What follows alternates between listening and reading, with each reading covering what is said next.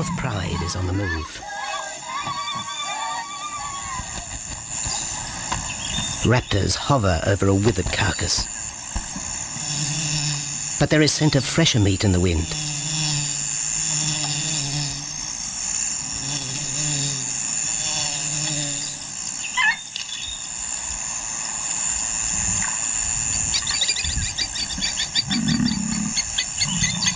Pickings have been slim for Nabamba's pride since her fight with a startled warthog.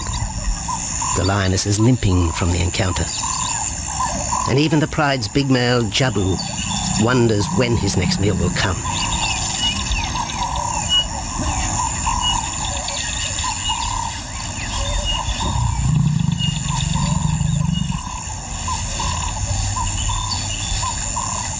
There's been no kill for 3 days, and Nabamba's cubs are hungry.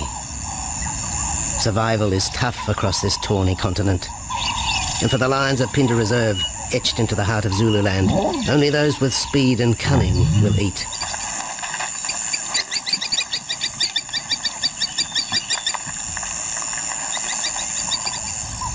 For this pride anyway, it's been a long time between meals.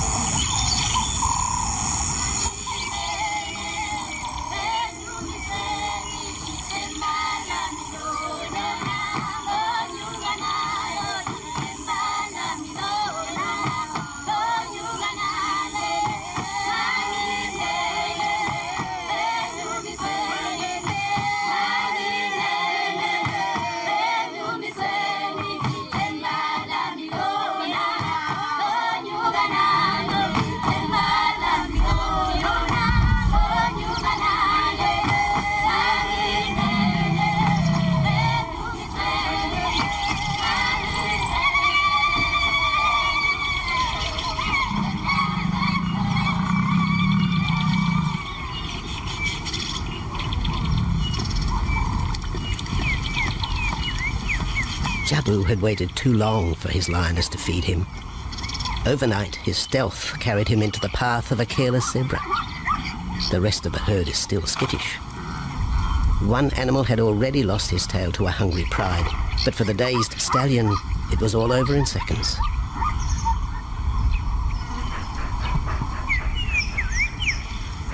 The big male watches his kill from a distance, exhausted by the chase, exhilarated by the sport.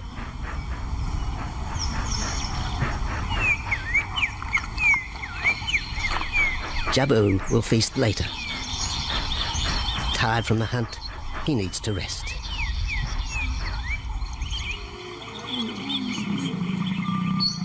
But his prey will be safe. Few scavengers will risk the sudden return of the Lion King.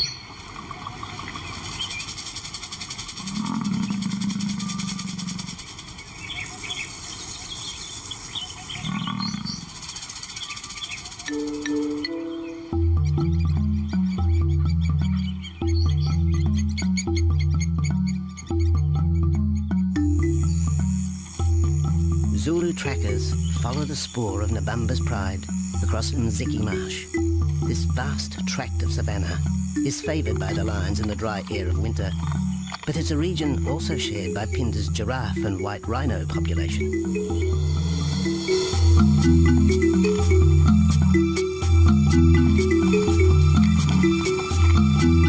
Through modern times, most of southern Africa's wildlife has been ravaged by hunting and habitat loss. Farmland, overgrazed and buffeted by domestic stock, has ripped the heart out of the original bush. The open, broad-leaved woodland, acacia bushveld, and wetland habitat had all but disappeared, taking with it the wildlife.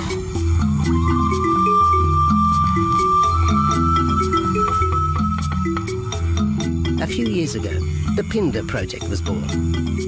17,000 hectares of farmland bought up in KwaZulu-Natal along South Africa's eastern seaboard. What followed was the largest game restocking program ever seen on the subcontinent.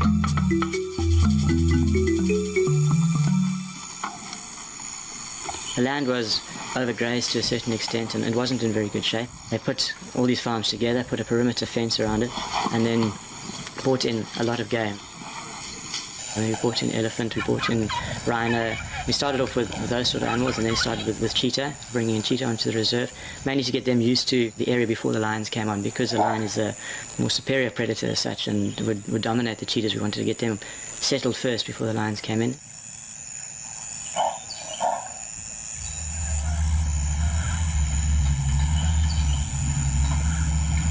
Andrew Lewis is habitat manager at Pinda, one of those committed to the restoration of southern Africa's ecosystem. Pinda is the Zulu word for return, and the aim of his company, Conservation Corporation Africa, is to return the land to its traditional wildlife and at the same time restore the habitat to its original state.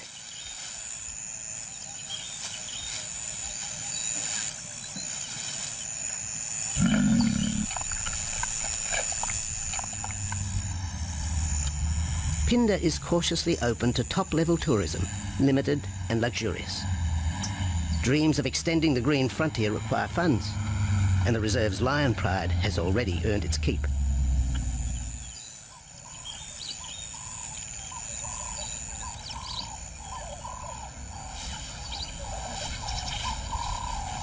The lions on this property are actually generating revenue for the property through ecotourism, and that they are a benefit to the wildlife because of the draw card. There's a few animals, lions, elephants, for example, and rhinos, and possibly giraffes, but those are your main ones that people come to see. And we've been very fortunate to be able to have lions on the property, and I think those lions that we have given us amazing value for our guests, and by getting our guests in here, we're getting revenue into the area, and that's benefiting wildlife as a whole.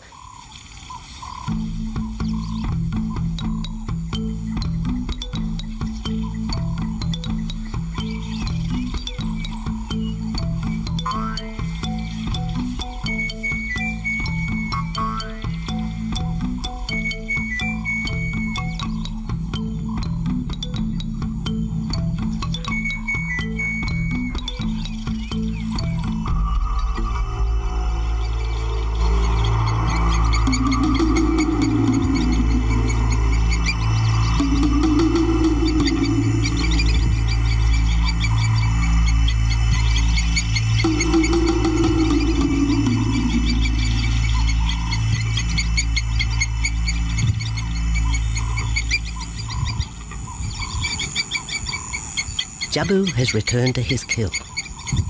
He licks the bloated carcass, but still there is no feeding. Lions will gloat over their prey, delaying the first bite until the meat ripens.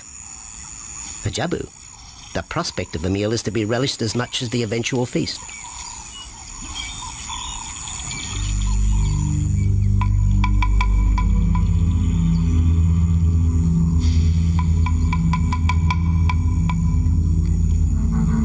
Meanwhile, Nabambo's pride is on the prowl. The older cubs are 10 months now, weaned, but still dependent upon Nabambo for food.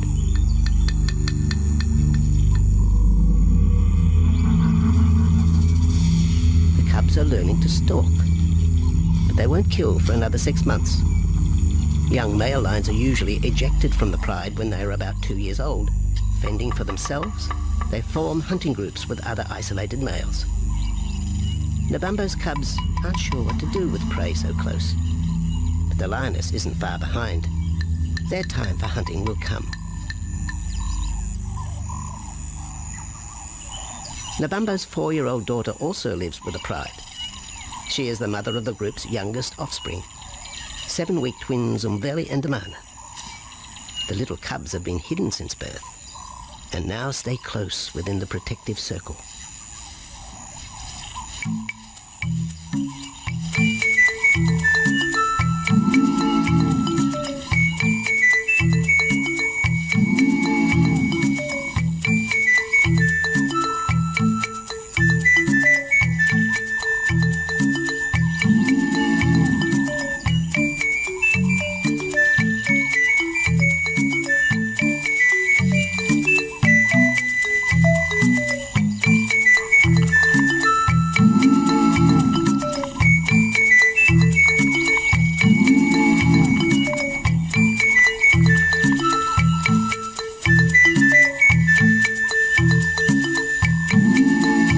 has little time for his small cub.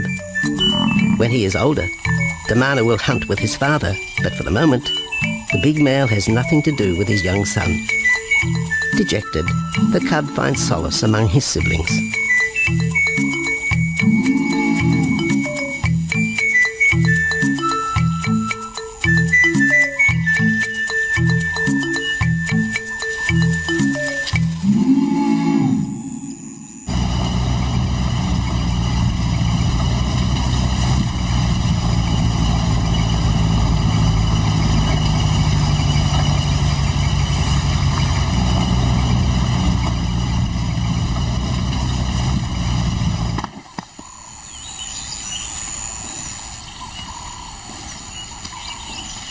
A young giraffe lies helpless in the grass. The animal's complicated vertebra means it is unable to rest its neck for any length of time. Lack of mobility means blood to the brain slows, leaving the animal disabled.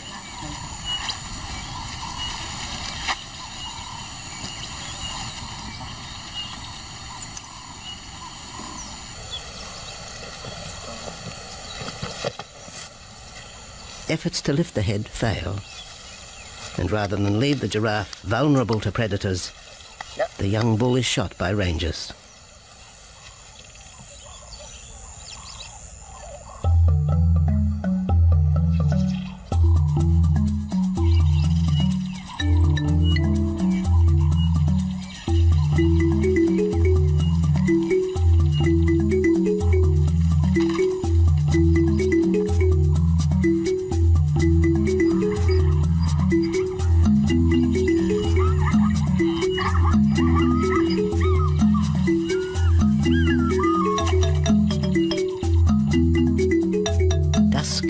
By the waterhole rekindles the interest of the pride. Nabambo is typical of most big cats. They conserve energy 20 hours a day, waking only to groom and hunt.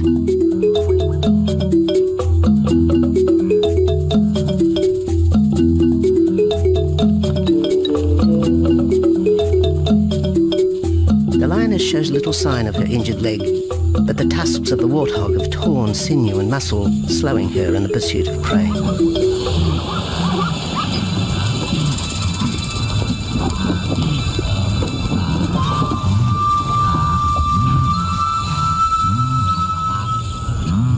Once again, Nabambo in her pride will go hungry. But the big lioness senses another kill nearby.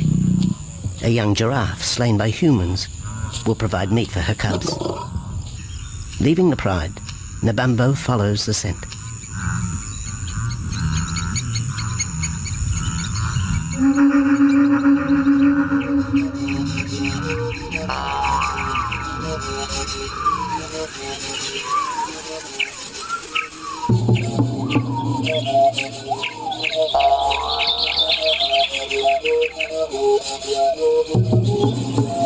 Left alone, the older cubs know the drill.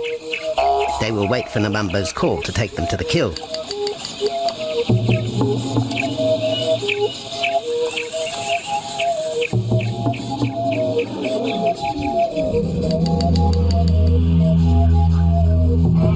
The day moves into shadow.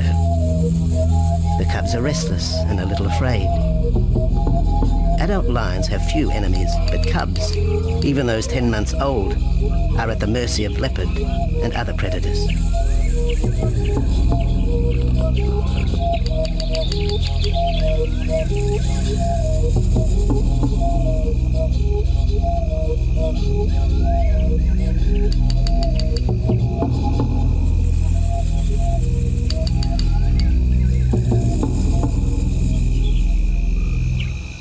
Nabambo has reached the kill, but her daughter is there first. Even though females hunt together, rivalry for the prey is fierce.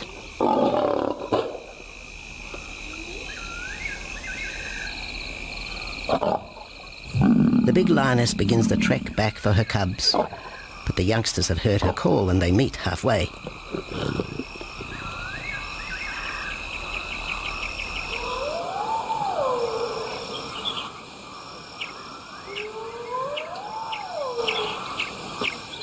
Nabambo settles herself in the long grass. The cubs are unfamiliar with her behaviour.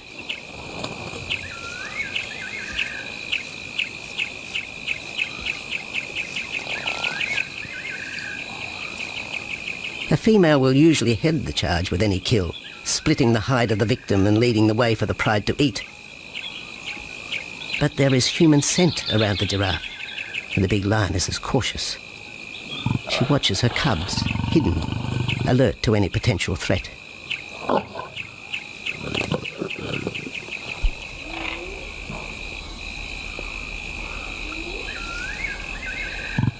The cubs are curious, confused by this new smell.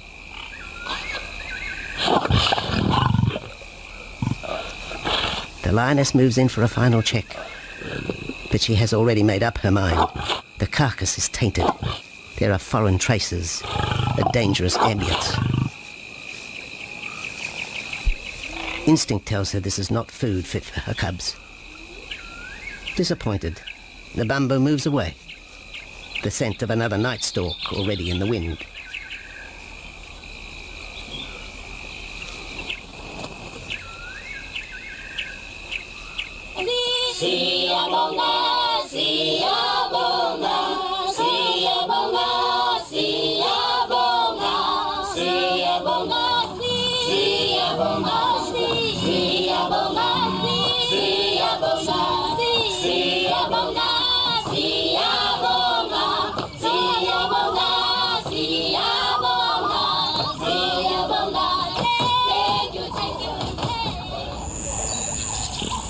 After 2 days, Jabu has returned to his kill with another younger male.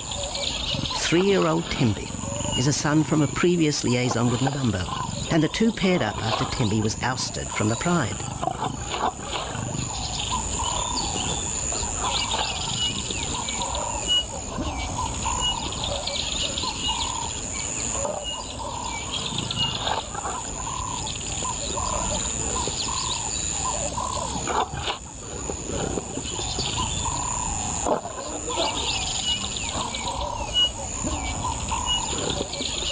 Pride males are lazy and will gladly let the females track down prey. But the theory that males won't hunt is a fallacy. Any hungry male will hunt for himself when no free lunch is provided by the lioness, hyenas or other predators.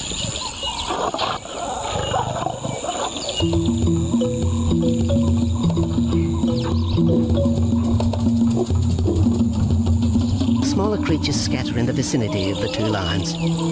There will be no hunting for a while. Bloated after the zebra kill, both males will sleep for the next day, oblivious of their surroundings.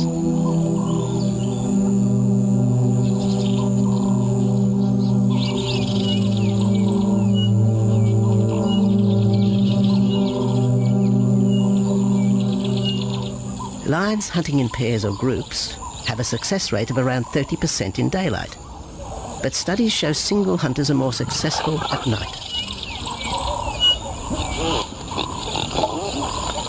Lions are sociable cats, the only group to take part in communal hunts.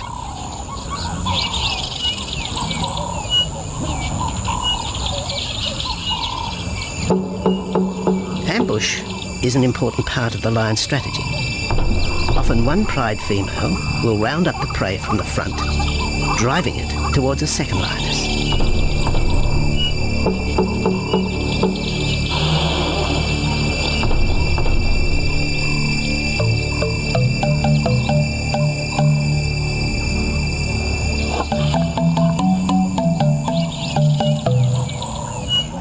As in most cases, the pride male will only get involved if he has to.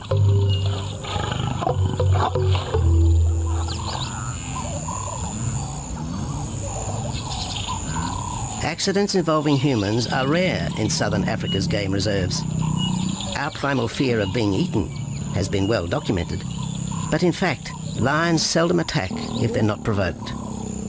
At Phinda, great care is taken to limit the number of people viewing game. Emphasis is placed on causing the animal as little stress as possible.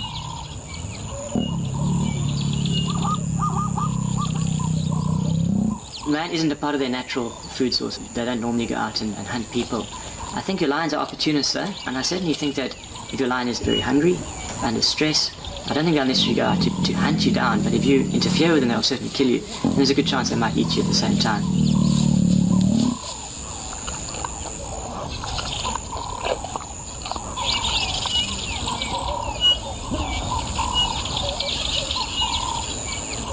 With all animals, it's how you treat them is what's the reaction you're going to get back from them. Certainly at Pinda, all our guides go through a training course and they're all brought up to a certain standard. There is a certain operating ethic with regards to viewing animals, and we certainly try and be as sensitive to the animals as possible.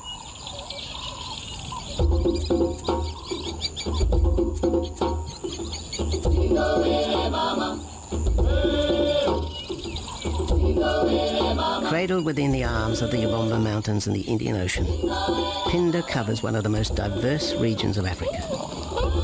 Here are found 7 different ecosystems, from palm savanna and bushveld to rare sand forest and dense thorn bush, all restored from the pastoral belt which had swept down the east coast.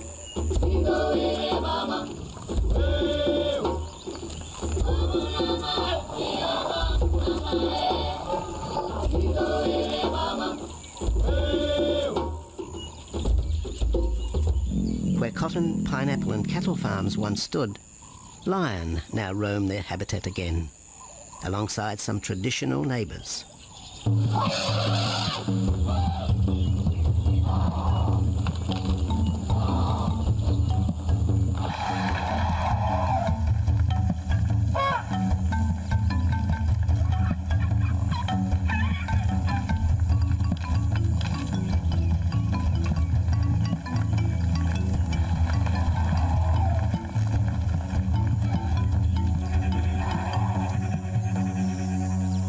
Pinda sees its responsibility to the region extending beyond restoration of habitat and wildlife. It provides schools and a clinic for the local Zulu community, as well as employment. In the eyes of Andrew Lewis, essential ingredients for a successful operation. It's very important to involve the communities around your reserve because they have to benefit as well. There's no point in just taking land, get some investors to invest in it. But if you don't allow the people who are on the periphery of that reserve to benefit from it, you're going to have an immense problem with poaching, and they're going to cut your fences down, and you're just going to have an uphill battle.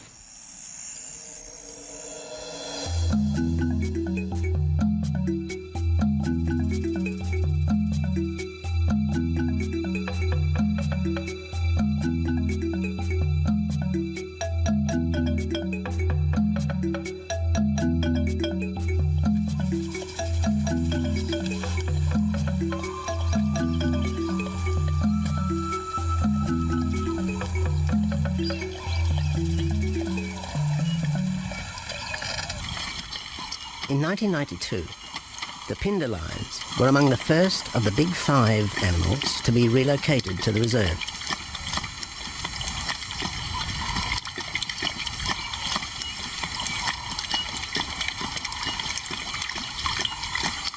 The original pride came from the northern province of South Africa, a vast scrubby region flanked by the ragged Drakensberg Mountains near the Mozambique border.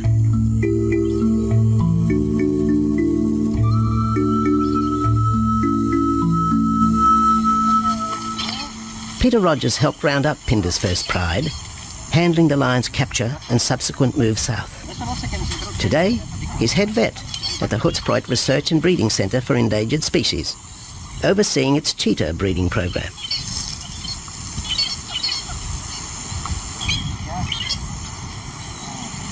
But it's the discovery of what's believed to be a long-extinct strain of lion that has put Peter's centre on the map. We were involved in the rescue of these circus animals that came down through Africa and were abandoned in Maputo. We were just founded by an animal welfare group called Animal Defenders based in London, and they said, could we just keep these animals temporary? First they mentioned tigers, and then they came back and said, well, there's 6 lions as well.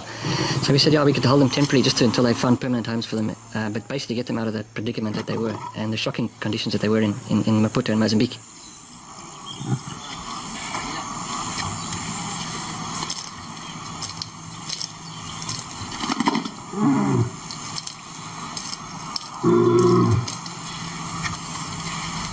When the lions arrived at the breeding centre, Their size, pale colouring, and the male's thick black belly mane put them into the category of the Cape or Barbary lion, not seen in the wild since the early 1920s.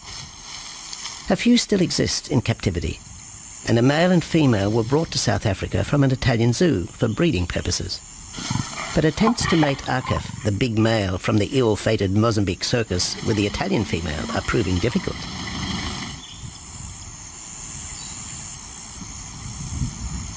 Akef is overprotective, even preventing the lioness from eating when the meat truck arrives.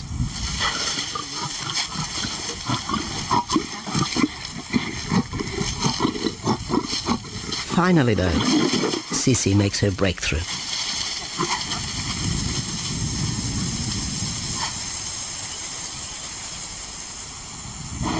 We'll see you up in the front there, Mark. You're going to go to that sort of middle central area. Where are you going to go? In the next enclosure, Arturo, the Italian Barbary male, is about to be sedated. His attention to his sister Sisi through the fence is hampering mating efforts, and Peter Rogers is keen to move the big male. He shoots the dart into Arturo's rump. Arturo has been sterilized, but while his breeding days are finished, he'll live out his days at the centre. 1.5 minutes now, so... His female companion, another Barbary from the Mozambique circus, is drawn away by the meat truck.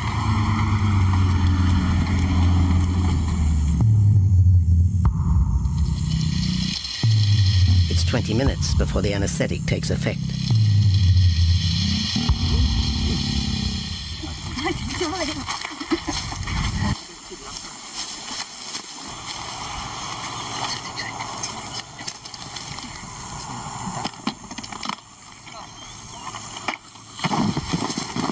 It's nice to be the supervisor. Slowly.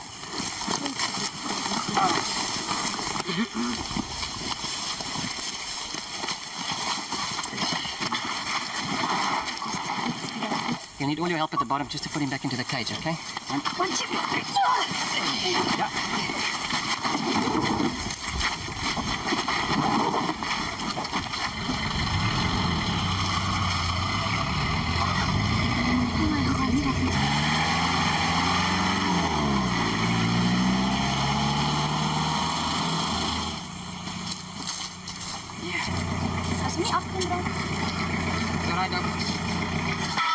The anaesthetic gives Peter Rogers and his team a chance to check over the 12-year-old lion.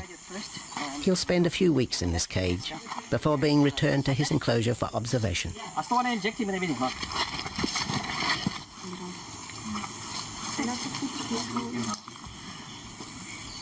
It's very exciting to be part of this project because they feel that there are perhaps not many Barbaries, if any, that are really pure, that are left even in captivity. They feel that over time other animals from other genetic bases are brought in. So there's a big project afoot at Oxford University to do the genetics. So that's just getting off the ground now. Okay. We just put under the skin on the neck if we can find the skin under this big beard of his. Normally lions wouldn't have this many ticks, but being from Italy, the European lion, he doesn't have that innate or inherent resistance to ticks. It does come with time. Like a bit of a bit like this. So what we can do is we can put him in there and roll him over inside there. Immediate term now is to get these ones to breed. And we'll take it day by day from there and see how it goes. But the prime object initially was just to get these animals back into good health, and it's developed into something a lot bigger.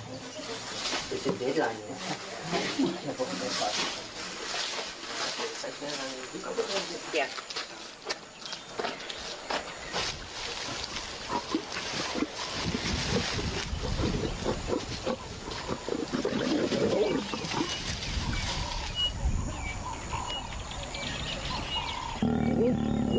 While the breeding centre's lions are healthy, it's not the case a few kilometres away in the Kruger National Park, where TB has ravaged half the population.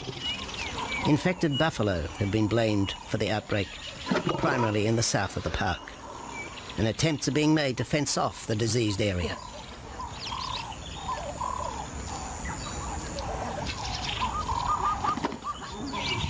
And the lions are preying on infected buffalo. Because it's an exotic disease, not an indigenous disease, the lions are totally naive and they've got no resistance to it. So it's a big problem. It's a very difficult decision to make as to what to do. It's a very topical and heated subject at the moment.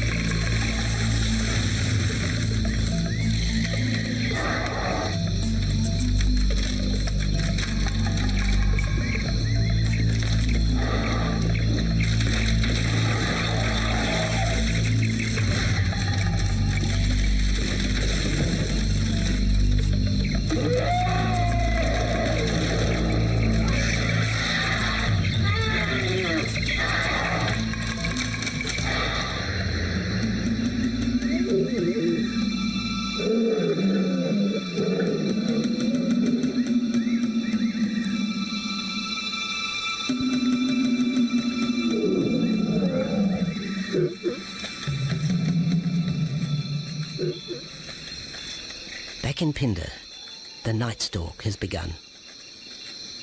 Nabambo keeps her cubs close.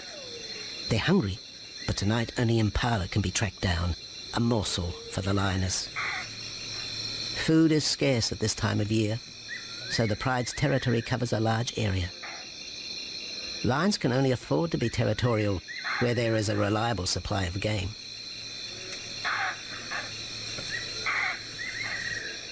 Jabu wants to mate. He's been with his pride for nearly a year now. But Nabambo would prefer a larger group of males around her. Eventually, though, Jabu will have to join forces with other males to have a chance of keeping this pride. The big male is only 7 years old and a fine specimen, weighing in at just under 200 kilograms. For the moment, he's secure. Although tonight, Nabambo has hunting on her mind.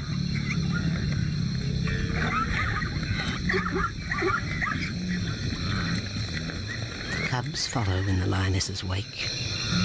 If there is a kill, she will feed first. Often, weak cubs lose out to a hungry mother. High juvenile mortality rates are the result of lean times.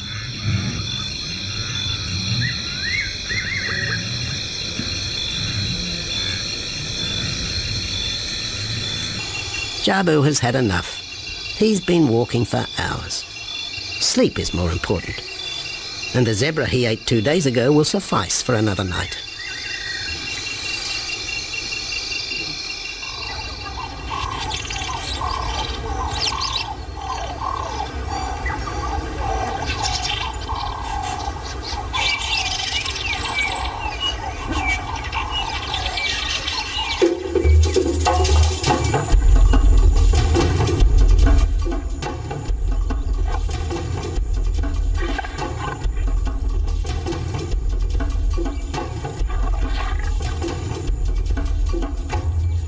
Nabambo has made a kill, a young Nyala buck. It's been 3 days since the pride has eaten, and this will provide meat for them all. But the lioness will eat first.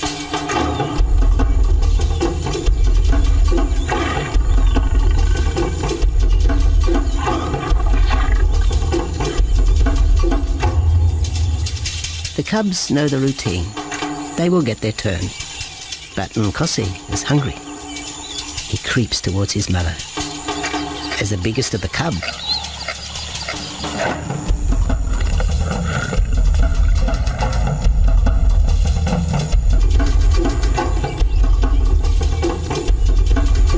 Nkosi watches. A lioness can eat more than 20 kilograms in a single sitting. This could be a long wait for the little cub. Nkosi approaches the kill cautiously. Sometimes a lioness will turn on her cubs, but today, Nebambo is pleased with her efforts.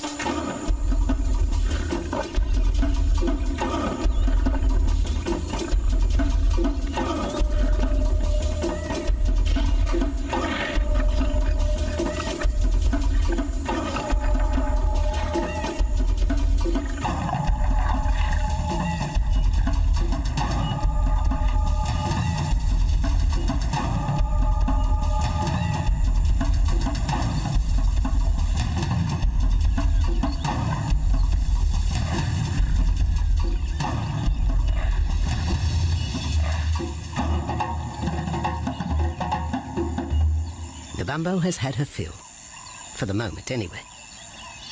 Lions never eat the stomach of a kill. She will bury it before dragging off the carcass. This way, hyenas and other predators are thrown off the scent. The evidence has been buried. The carcass is no more.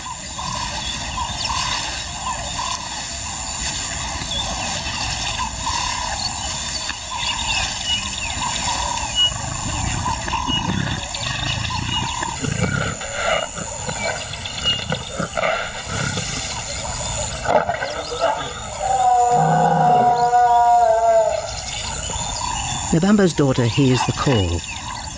It is the second this morning. The first was the strangling cry of the Nyala as Nebambo broke the young buck's back. There was no struggle. The big lioness is a seasoned hunter.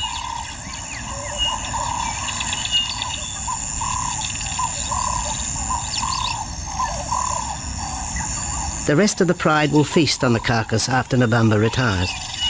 But first, they will drag it into the bushes, away from prying eyes, away from raptors already circling the kill scene.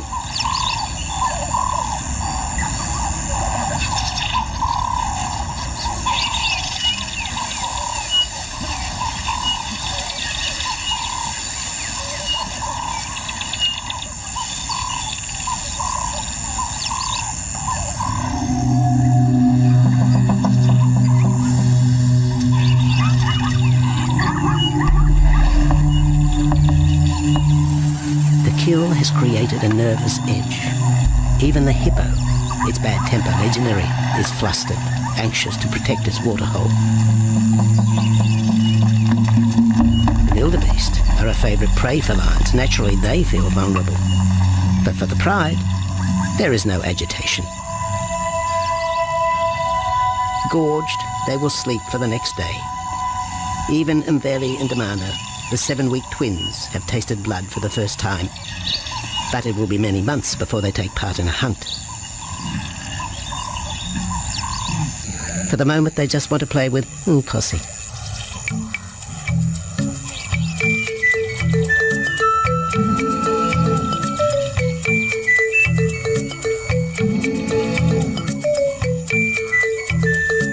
The older cub is beginning to take on the shaggy mane of the bigger males.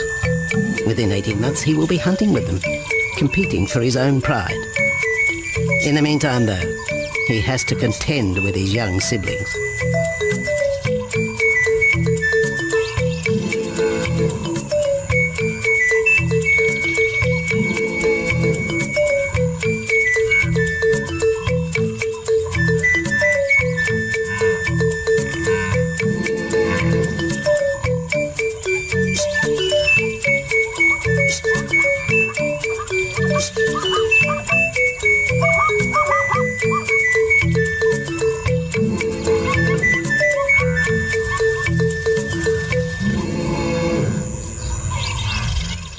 Jabu rejoins the pride. He has missed out on the kill, but he didn't share his zebra with the rest of the pride the previous day.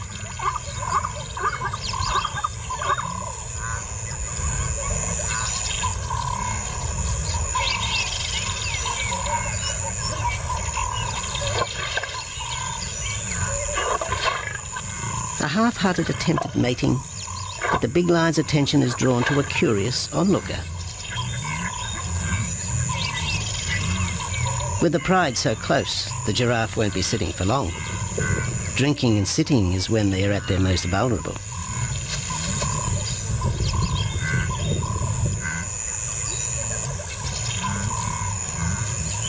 Jabu keeps an eye on his group. Pride takeovers by other males are common, and savage fights can occur between the pride male and the intruder.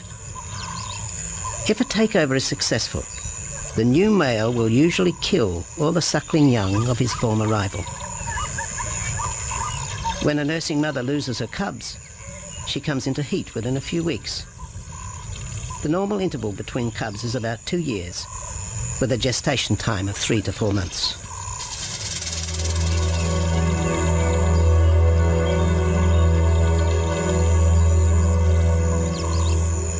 Jabu marks his territory, but it may soon be all in vain. A fresh infusion of lion genes is necessary to avoid the effects of long-term inbreeding. It's likely Jabu and his son Tembi will be swapped for males from another game reserve. This will broaden the bloodlines of future lions and avoid the genetic risks currently facing the pride at Phinda.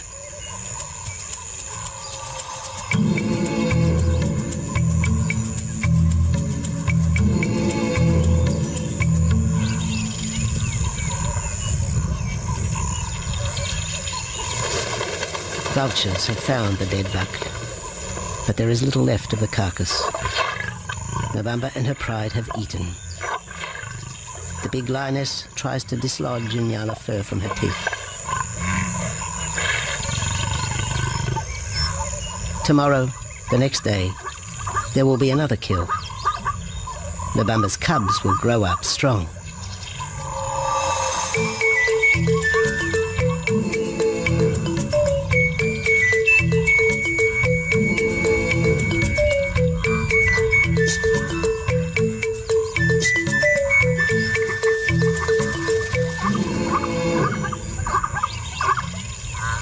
The lion is the greatest of all predators, the essence of all that is Africa. And yet, there are fewer than 50,000 left in the wild. The future for the species lies in managed reserves such as Phinda. Here in Zululand, the lion roams free for the first time since the beginning of this century. At Phinda, the philosophy has always been simple. Africa's wildlife land, undervalued and underutilized, is the continent's most precious natural resource. Focusing on the animals, their habitat and local communities is just the beginning of an African renaissance. Phinda is, after all, the Zulu word for return. Maybe, too, it's a chance for man to redeem himself just a little.